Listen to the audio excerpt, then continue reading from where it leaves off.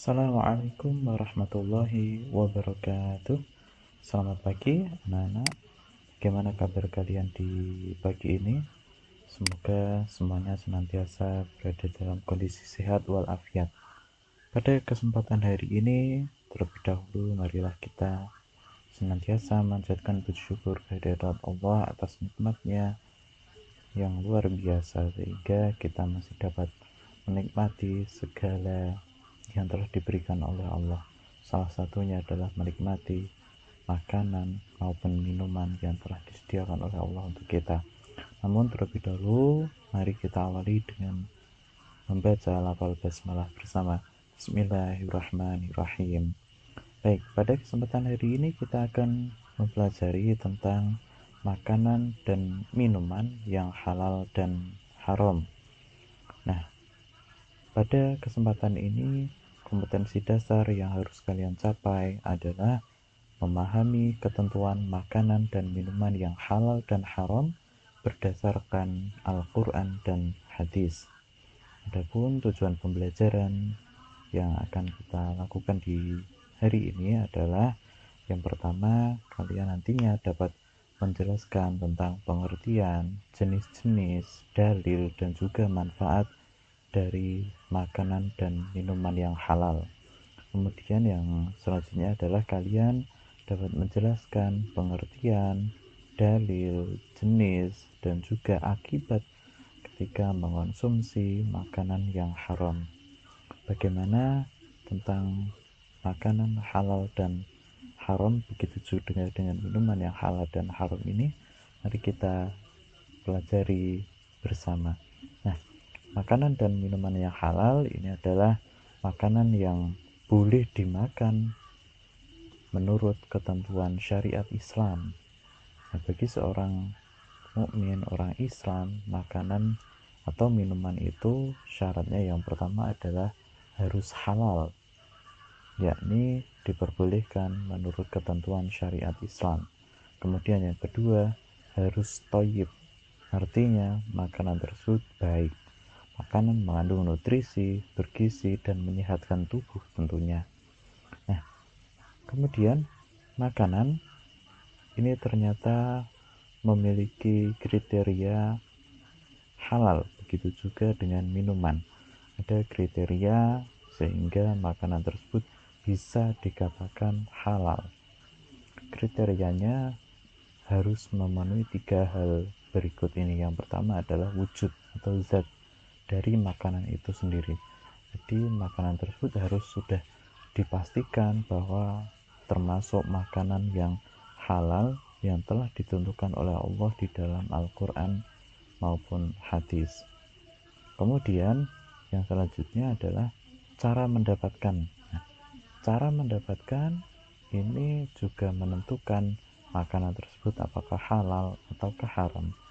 Ketika seseorang bekerja dengan halal, bekerja dengan pekerjaan yang halal, mencari nafkah dengan yang halal, maka uang yang dihasilkan atau makanan yang dihasilkan itu akan menjadi halal. Kemudian yang ketiga adalah proses pengolahannya. Nah, ketika makanan itu sendiri sudah halal, cara mendapatkannya halal, maka yang ketiga syaratnya harus proses pengolahannya.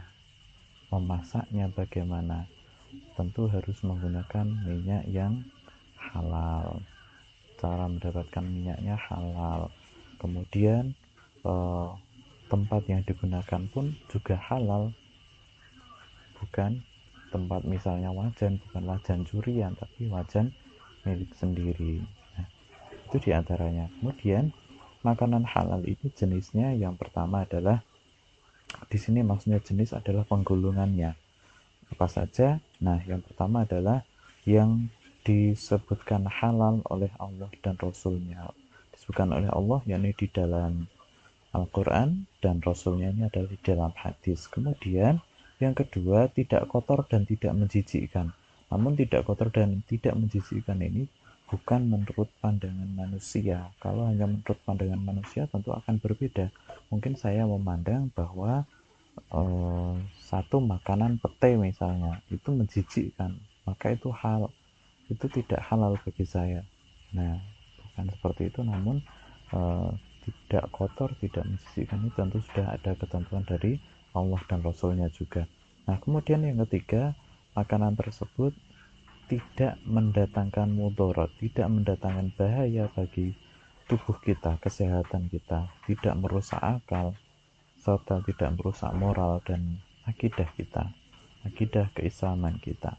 Kemudian minuman yang halal ini jenisnya, yang pertama tidak memabukkan, kemudian yang kedua tidak mendatangkan mudarat, yang ketiga tidak najis, dan yang keempat didapatkan dengan cara yang halal. Nah, ternyata perintahnya ini sudah ada di dalam Al-Quran untuk mengonsumsi yang halal dan juga yang thayyib, seperti tadi disebutkan di depan. Syarat untuk mengonsumsi makanan yang halal, syarat makanan halal, syarat makanan bagi orang muslim itu seperti apa, yaitu halal dan thayyib. Nah, disebutkan di sini, a'udzubillahi minasyaitonirrajim, wa kulu mimma razaqakumullahu halalan thayyiba wattaqullaha alladzi antum bihi mu'minun. Dan makanlah dari apa yang telah diberikan Allah kepadamu sebagai rizki halalan thayyiba, yang halal lagi baik. Wattaqullah, dan bertakwalah kepada Allah, alladzi antum bihi, yang kepadamu, yang kamu beriman kepadanya. Antum bihi mu'minun, alladzi antum bihi mu'minun, yang kamu beriman kepadanya. Di dalam ayat ini sangat jelas kita diperintahkan untuk memakan yang halal, yang thayyib, yang telah diberikan oleh Allah. Kemudian setelah kita memakan itu, maka kita diperintahkan pula untuk senantiasa bertakwa kepada Allah, melaksanakan perintahnya dan juga meninggalkan larangan-larangan Allah. Nah, kemudian makanan dan minuman yang halal ini memiliki manfaat khususnya bagi tubuh kita dan juga hubungan kita dengan Allah.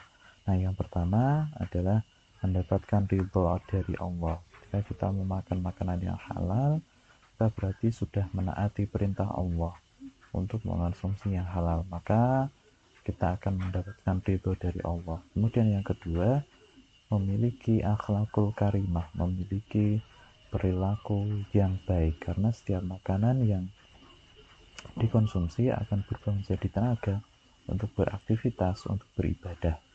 Yang ketiga, terjaga kesehatan, karena setiap makanan ini, makanan, minuman yang dikonsumsi bergizi dan baik bagi tubuh, sehingga akan membuat tubuh kita menjadi sehat. Nah, selanjutnya terkait dengan makanan dan minuman yang haram, yakni makanan dan minuman haram adalah makanan atau minuman yang tidak boleh dimakan atau tidak boleh diminum menurut ketentuan syariat Islam.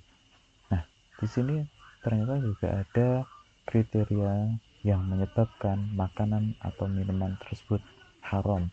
Salah satu saja makanan terdapat kriteria ini, maka akan termasuk makanan haram. Yang pertama yaitu wujud atau zatnya. Sudah jelas, katakan daging babi. Daging babi jelas haram, tidak perlu menunggu cara mendapatkannya bagaimana, cara mengolahnya bagaimana. Ketika itu daging babi, maka termasuk makanan yang haram. Itu contohnya. Kemudian yang kedua, cara mendapatkan. Nah, ketika makanan tersebut makanan yang halal, contohnya daging ayam, kemudian daging ayam itu didapatkan dengan cara mencuri misalnya, maka meskipun itu makanan halal, maka akan termasuk menjadi haram dan tentunya akan merusak tubuh. Atau mungkin misalnya ada koruptor seperti itu. Nah, koruptor ini juga mencuri ibaratnya. Nah, makanan yang ia makan meskipun dapat uang, meskipun makanan itu termasuk makanan halal, tapi ketika cara mendapatkannya dari hasil korupsi, maka termasuk haram. Nah, kemudian yang ketiga, proses pengolahannya. Jika wujudnya sudah halal, jelas daging ayam misalnya, cara mendapatnya bekerja dengan cara yang halal. Nah, namun di sini dalam mengolahnya misalnya, mengolahnya itu tercampur dengan daging babi sepotong saja, maka akan menyebabkan makanan itu menjadi haram. Atau mungkin minyaknya menggunakan minyak yang hasil curian, nah ini sudah termasuk haram begitu. Nah, kemudian dalilnya tentang larangan mengonsumsi yang haram ini disebutkan dalam Al-Quran surat Al-Maidah ayat 3, hurrimat alaikumul maitatu waddamu walahmul khinzir, diharamkan bagimu memakan bangkai, darah, kemudian daging babi dan daging hewan yang disembelih bukan atas nama Allah. Kita bahas satu persatu. Diharamkan bagimu makan bangkai. Bangkai di sini yang dimaksudkan adalah hewan yang mati tanpa disembelih menurut syariat Islam. Misalnya hewan yang tertabrak kendaraan. Nah, kemudian mati sebelum disembelih, maka termasuk bangkai. Nah, yang dimaksudkan bangkai di sini adalah mati bukan karena disembelih. Jadi bangkai di sini bukan yang dimaksudkan adalah hewan yang sudah membusuk, itu bukan, tetapi yang mati belum disembelih. Kemudian darah ini juga termasuk haram. Darah tentunya adalah darah hewan. Nah, ada disebutkan di dalam ayat lain adalah darah yang mengalir. Kemudian yang ketiga adalah daging babi. Ini jelas haram. Kita tahu bahwa daging babi di dalamnya ada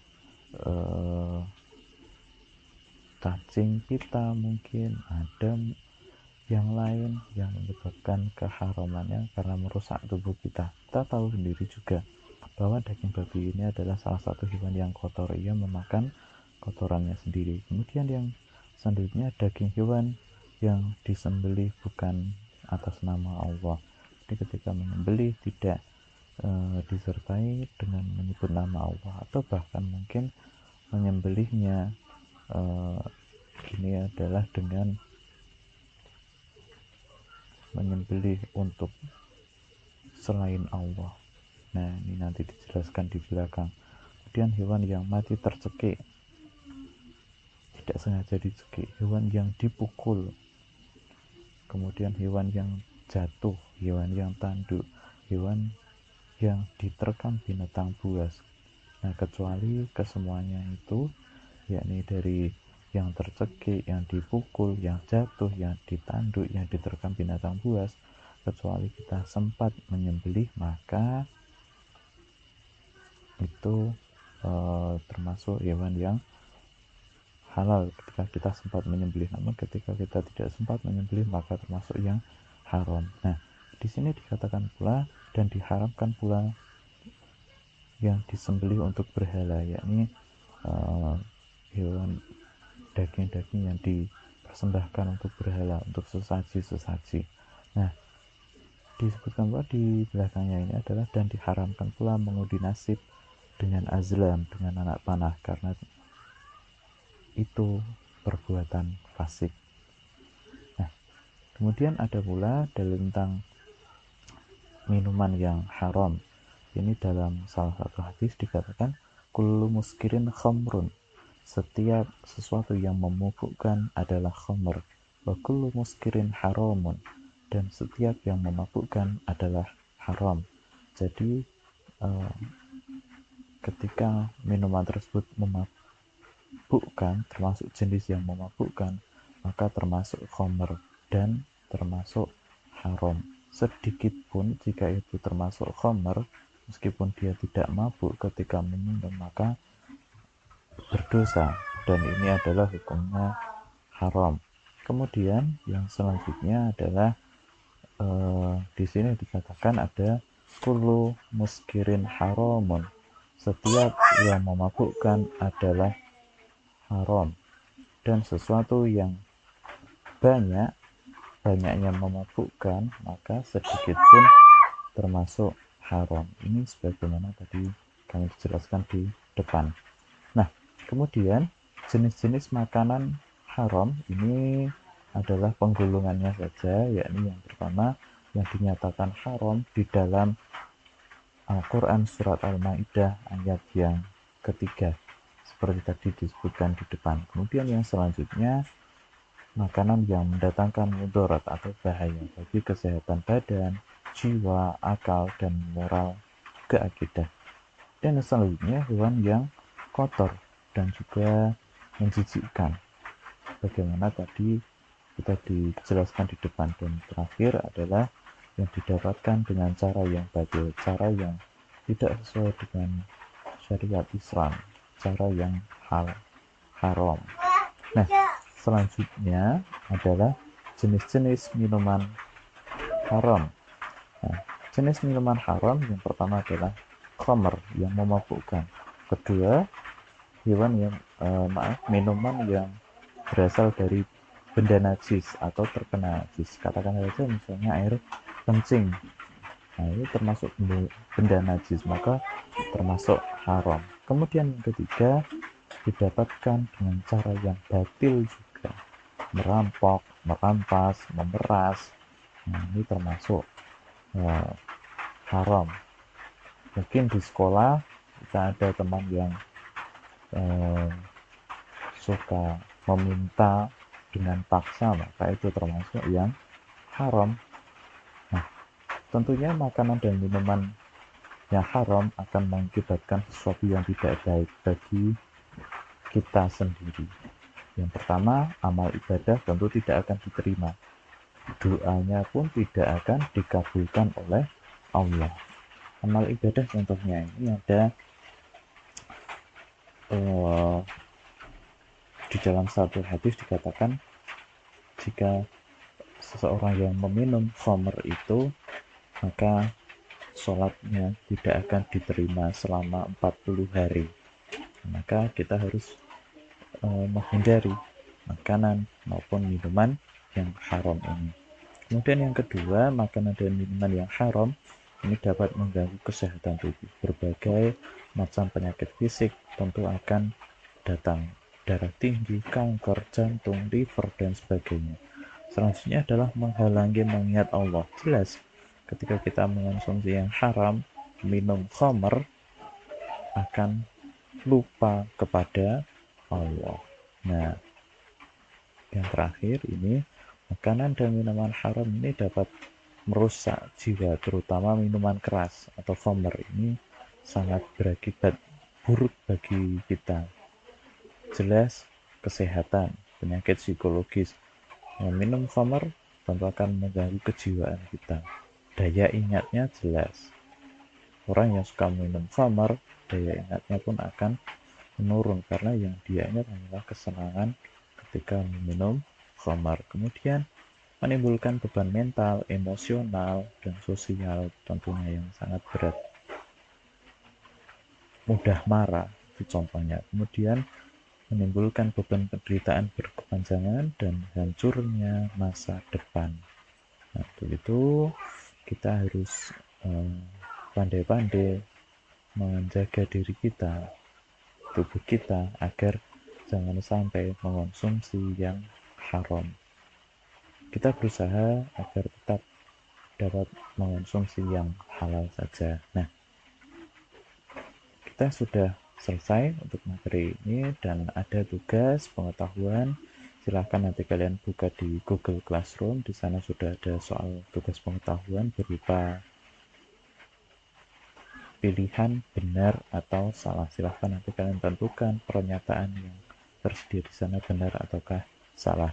Tenggatnya sampai jam pembelajaran PAI ini selesai. Silahkan dikerjakan dengan sebaik mungkin, jangan ditunda-tunda agar tugas tidak semakin menumpuk. Kemudian dalam penilaian keterampilan, silahkan kalian di rumah kalian sendiri, kalian bawa, kalian pegang satu makanan, ditaruh di depan kalian, kalian bawa, kemudian minta tolong saudara, ibu, atau mungkin kalau kalian punya tripod, pasang tripod, atau mungkin diletakkan di mana kalian video, kalian sampaikan makanan yang kalian bawa itu namanya apa, manfaat mengonsumsi itu apa, mungkin katakan dengan jeruk misalnya, manfaatnya bagi kesehatan seperti ini ya kan, menambah vitamin C atau apalah. Nah, jelaskan juga tentang hikmahnya kalian mengonsumsi yang kalian makan juga ya berdasarkan syariat Islam. Durasi video yang kalian rekam adalah cukup 2 menit, maksimal 2 menit, paling banyak 2 menit.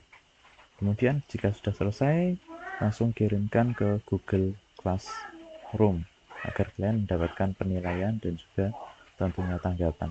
Silahkan nanti kalian kirim, tenggatnya adalah sampai malam ini pukul 23:59. Terima kasih semuanya. Maaf ada informasi minggu depan kita akan adakan penilaian tengah semester.